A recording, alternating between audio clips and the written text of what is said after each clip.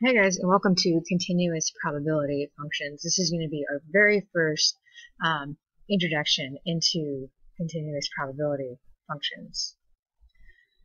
So what we're going to be doing now, so these guys are now a graph.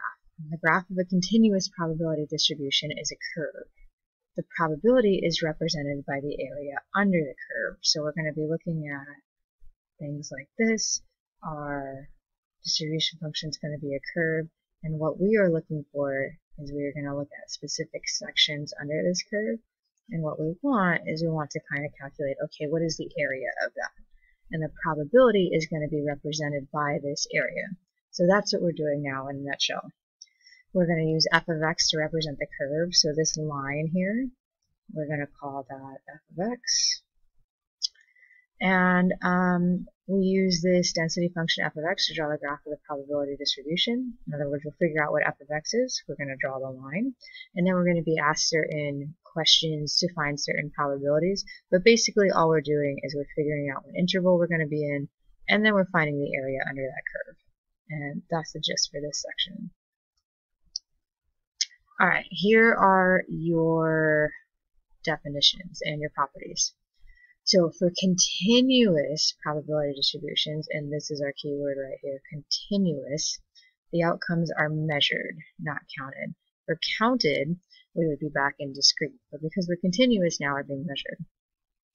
The entire area under the curve and above the x-axis is equal to 1. So if we have our graph here, we have our curve, and these curves stop at a certain point. This entire area under the curve is always equal to 1. So that's a big thing to know, is all the area put together, if we summed up all the probabilities, it's equal to 1. So that's still kind of the same. Probability, so third bullet point, probability is found for intervals of x values rather than for individual x values. So last section we were looking at like exactly this amount. Now we're going to be looking at intervals. So again, we're going to have our f of x line, and what we want to be like, okay, well, what's the probability between, that x is between 5 and 7. So we'll look at this 5 and 7 interval here, and then we'll calculate the area under the curve for that interval between 5 and 7. So that's what we're going to do. We're finding probability for intervals now. Fourth bullet point. P of c less than x less than d is the probability that the random variable x is in the interval between the values c and d. It is the area under the curve above the x-axis to the right of c and to the left of d. So what's that saying again? Here's our curve. Okay, we want to find our probability between c and d. So that's c, that's d. Probability that our random variable falls between c and d is again the area here to the right of c and to the left of d. That's what that means. And c and d will always have numbers.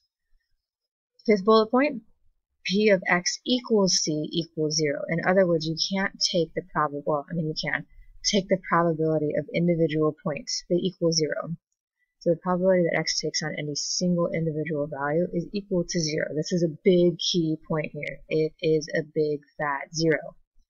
The area between the curve above the x-axis and between x equals c and x equals c has no width and therefore no area, since the probability is equal to the area. And this is our huge concept here. Probability is equal to the area. The probability is also 0. So what we mean here, so again, here's our f of x line.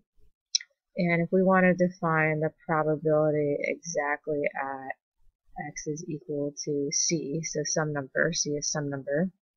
So here's x equal to c. Okay, well, unlike the previous examples where we had like a shaded area, there's no shaded area here, right? In fact, there is no area. There's a line, and a line has no area. So the area of this guy is equal to 0. So the big key point here, whenever you're trying to take probability of a single point, it's 0. So we only want to look at probability of intervals. Probability of any p of x equals number, always 0. So take that into account. That is always 0. And the last bullet point here is probability between c and x is between c and d is the same as probability that x is greater than or equal to c and less than or equal to d, because probability is equal to area.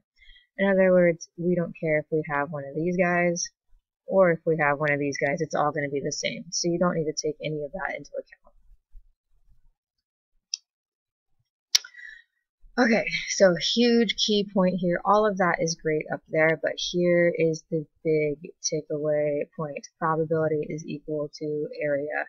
And in fact, let me get a huge fat highlighter on that.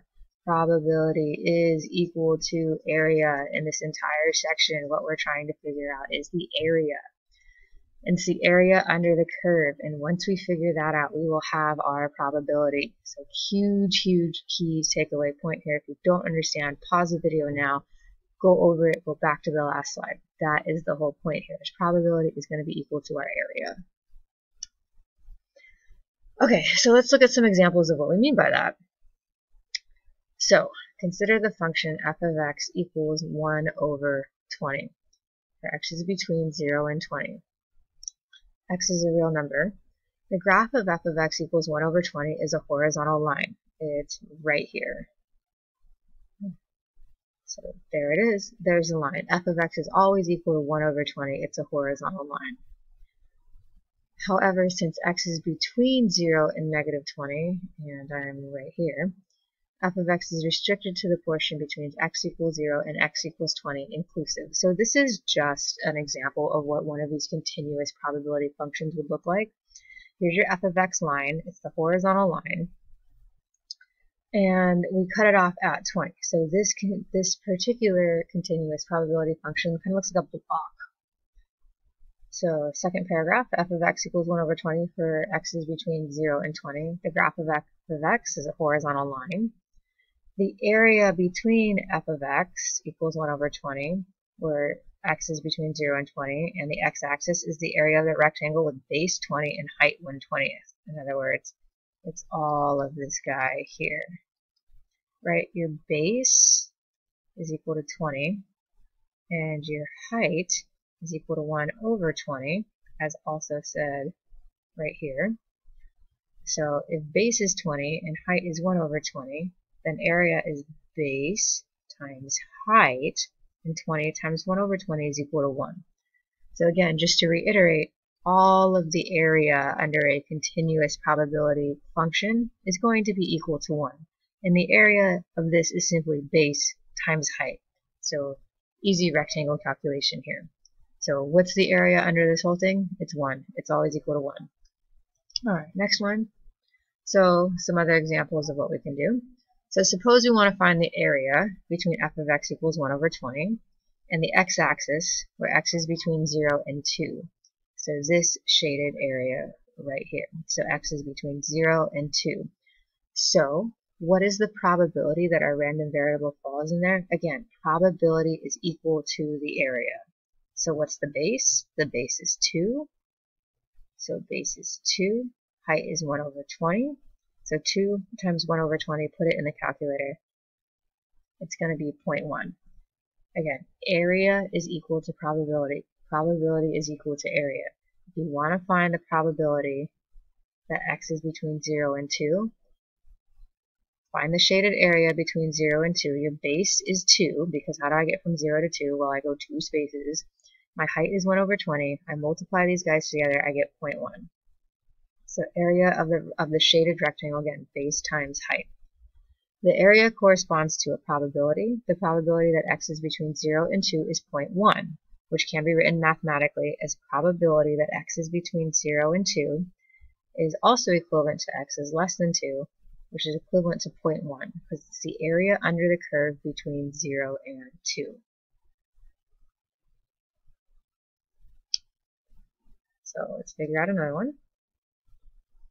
Suppose we want to find the area between f of x equals 1 over 20 and the x-axis, where x is between 4 and 15.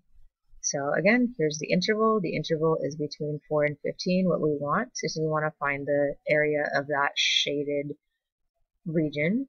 So what's my base? Well, my base is between 4 and 15. Well, the distance between 4 and 15 here is going to be 11. So my base is 11.